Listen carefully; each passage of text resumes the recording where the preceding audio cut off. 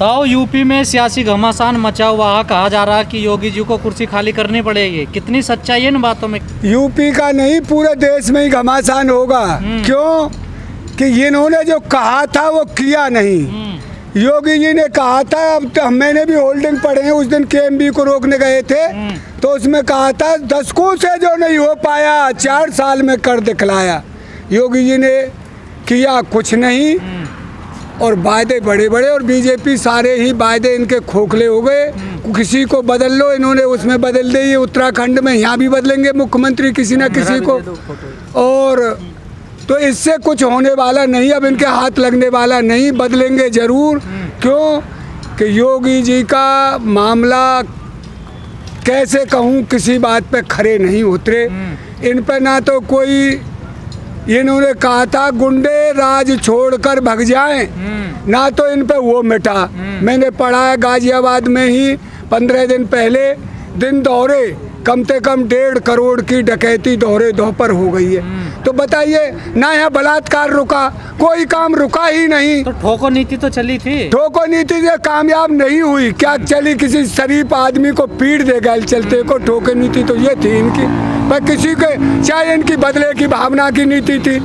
तो ये कामयाबी नहीं होती। सरकार, मुख्यमंत्री का काम है शांति प्रिय राज चलाना, कानून चलता है, कानून से राज। लगातार बैठकों का दौर चल रहा है बीजेपी में, क्या हो सकता है? आखिर क्या लग रहा है आपको, जो छवि खराब हुई है इस पिछले 2-4 महीने में, वो छवि को सुधारने की कोशिश की जा रही क्या? देखिए, छवि को सुधारने की तो करेंगे कोशिश। इन्होंने उत्तराखंड में भी किया। वो उत्तराखंड का मुख्यमंत्री ऐसा बना दिया, वो पहले तो ये बोलता था एक लड़की फटा जीन्स पहनती है, फिर उसने ये बोला एक वो कुंभ के उस पर जो गंगा मैया में स्नान करने से ही रहेगा, और जब क्या क्या उल जलूल बोल दिया। तो इनका तो काम ऐसा है दुनिया को, इस जनता को भ्रमित करना, और अब जनता समझदार हो गई है, भ्रमित कोई होगा नहीं। तो क्या यूपी में बागी हो गए हैं क्या कुछ नेता विधायक? यूपी के बता रहे हैं 190 इससे अलग होना चाह रहे हैं योगी जी से, बिल्कुल बागी हैं। उनका जब एमएलए मर गए और उन्होंने लिखा उनको ऑक्सीजन नहीं मिल रहा, उनके रिश्तेदारों को नहीं मिल रहा, उनके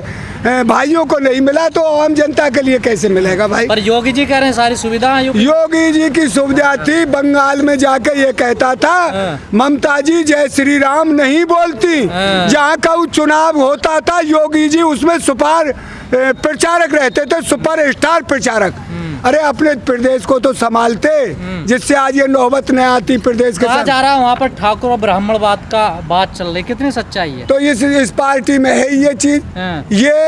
ये इसमें तो जातिवाद की ही राजनीति है, धर्म की राजनीति है इसमें। बीजेपी में और दूसरी राजनीति नहीं, संघ आरएसएस और ये इससे ही बीजेपी बना है। और क्या है इसमें? ये अगर कोई दूसरा चेहरा आपको मिलता है तो क्या एक्सेप्ट करोगे, अपनाओगे उसे आप? देखिए भाई, हमें काम चाहिए।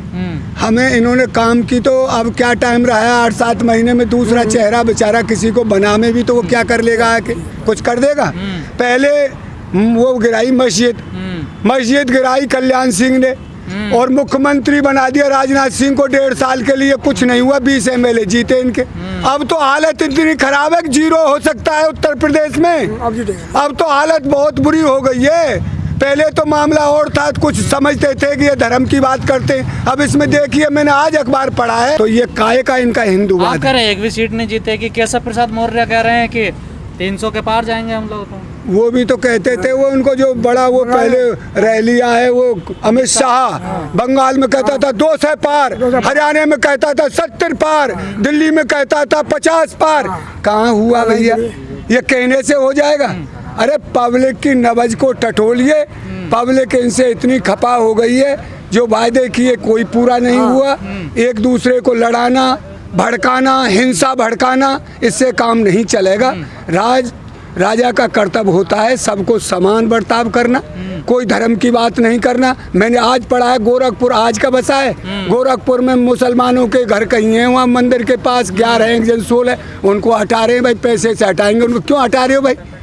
क्या मंदिर में से कुछ छुड़ा रहे हैं? वो बेचारे दुखी होकर या दबाव में आकर वो चले भी जाएं, तो ऐसा करना बढ़िया काम नहीं है। राजा का काम है बसाना, सबसे प्रेम करना, यहाँ धर्मनिरपेक्ष धर्मनिरपेक्ष सब देश को बनाना, यही उन्होंने सपना देखा था। जिस देश के लिए जो क्रांति लायक, हमारा देश धर्मनिरपेक्ष देश है, इसमें बहुत धर्म बसते हैं पर सब में समानता से बर्ताव हो, कोई किसी से जलालत ना करे, कोई दुश्मनी ना करे, और जो जलालत करे कोई दुश्मनी करे, कोई जाति का है किसी धर्म का है उसकी जगह जेल होती है। ये थोड़ी है किसी गरीब को पीटे, या छोटा धर्म है जिसमें आदमी कम है उस धर्म वाले को प्रताड़ित करे। 8 महीने बाद यूपी में चुनाव है विधानसभा के, और इस प्रकार की स्टार्टिंग में अब 8 महीने से पहले हलचल होना बीजेपी में, इस प्रकार की खबरें सामने आना, कितना असर पड़ेगा पार्टी पे? पूरा असर, जब ही तो कह रहा हूँ जीरो पे जाएगी, जीरो रहेगी। इसको कुछ मिलना नहीं है, मिलने की इन्होंने छोड़ा ही नहीं। कोई तबका ऐसा नहीं है जो इससे खुश हो,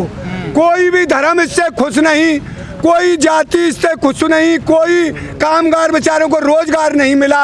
आज वो हालत है देश की। मैं गांव से आया हूँ, बेचारे ये जो थ्री व्हीलर ले रखे हैं जिन्होंने, वो घूम रहे हैं, सवारी कहाँ है, कोई सवारी है नहीं, कोरोना चल रहा है।